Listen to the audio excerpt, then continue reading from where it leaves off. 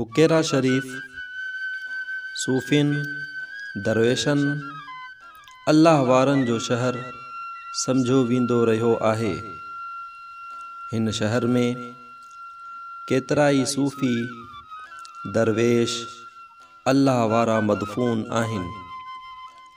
अहिड़नि बुज़ुर्गनि मां हिकु बुज़ुर्ग हस्ती हज़रत सखी शेख बानू रहमतुल्लाह अलैह पुण आहिनि।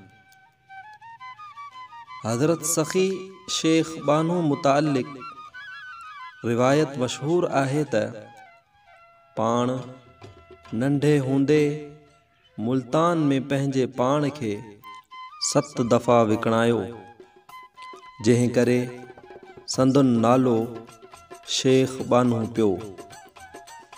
चवनि था त पाण बार बार मुल्तान वारनि बुज़ुर्गनि जी ख़िदमत में हाज़िर थींदा हुआ ऐं उन्हनि खेसि सिंध मुल्क जे तरफ़ मोकिलियो। इहा रिवायत पिण मशहूर आहे त मुल्तान वारनि बुज़ुर्गनि खेनि फरमायो त असांजे ख़ानदान जा फ़र्द जल्द ई सिंध जे तरफ़ ईंदा। पाण जॾहिं सिंध में जगह मुतालिक पुछा कयाऊं त मुल्तान वारनि बुज़ुर्गनि फरमायो त अहिड़ी जगह जिते तोखे मच्छी मानी मिले, उन जगह खे ई पंहिंजो मस्कन बणाइज। पोइ बुकेरा वटि खेनि मच्छी मानी खाइण लाइ मिली। पाण उन जगह ते ई रही पिया। शेख बानू रहमतुल्लाह अलैह मुतालिक तफ़सीली मालूमात नथी मिले। पाण असुल किथे जा हुआ, कॾहिं वफ़ात कयाऊं, उन मुतालिक का बि मुस्तनद मालूमात मौजूद न आहे। पर पाण पीर साहिबान जे अचण खां घणो अॻु वफ़ात कयाऊं।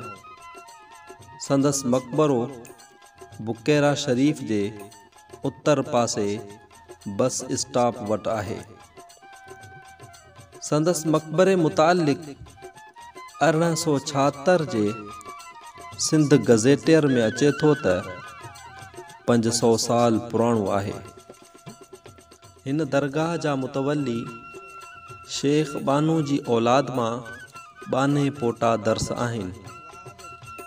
दरगाह शेख बानू जे अॻियां पुराणो तारीख़ी खूह पिण आहे, जेको हाणे ख़राब थी चुको आहे, पर सफ़ाई जे क़ाबिल आहे।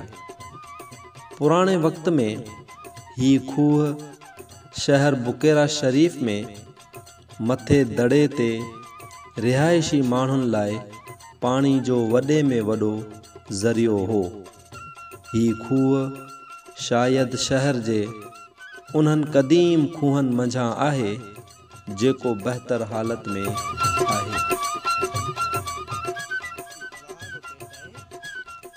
मक़बरे जी ज़ियारत करे असां पासे में क़ब्रिस्तान जे मुआइने लाइ निकितासीं, जंहिंखे परदेसी मुक़ाम पिण सॾियो वञे थो। हिन क़ब्रिस्तान जे बारे में चवनि था त ही क़ब्रिस्तान बुकेरा जे क़दीम क़ब्रिस्ताननि मंझां आहे। हिन क़ब्रिस्तान जी वारियासी ज़मीन जे मुआइने सां कंहिं पुराणे पाणी जे वहकिरे जो पतो पवे थो। के वाह जो पेट है, कहिड़ो वाह जो पेट है, कहिड़े वाह जो पेट है, हू उनजो किनारो हूंदो, ही उनजो पेट है। हाँ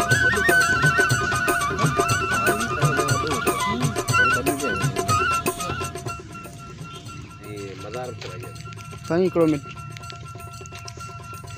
इन क़ब्रिस्तान में ठिकर भितर क़दीम सिरूं जंदियुनि जा टुकड़ा जिते किथे टिड़ियल पखड़ियल नज़र अचनि था, जेकी इन ॻाल्हि जो सबूत आहिनि त क़दीम ज़माने में हिते ज़रूर के घरड़ा मौजूद हुआ।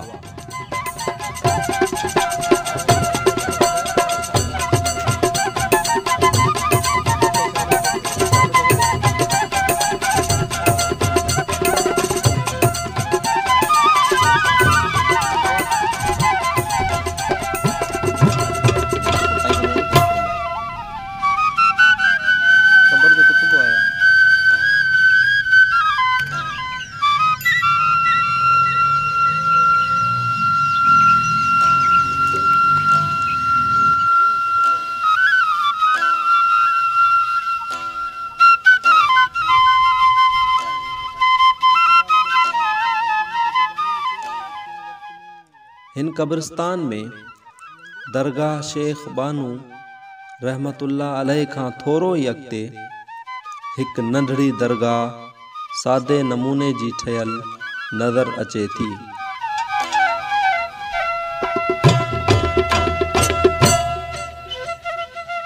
मरम्मत जो सामान आया।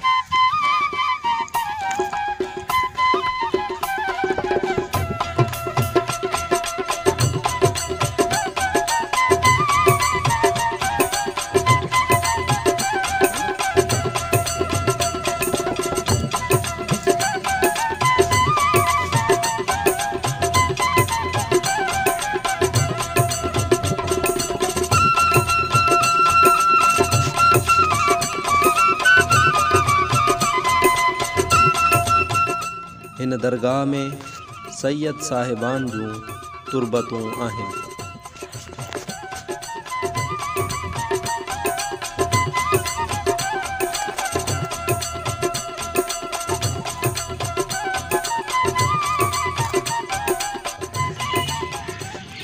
बुकेरा शरीफ जे हिन कब्रिस्तान में केतिराई अल्लाह लोक दरवेश मदफून आहिनि। हिन कब्रिस्तान जी तारीख़ जे बारे में को बि नथो ॼाणे, पर हिते सुठी तहक़ीक़ जी मदद सां हिकु बहितर तारीख़ जी ॻोल्हा ज़रूरु करे सघिजे थी।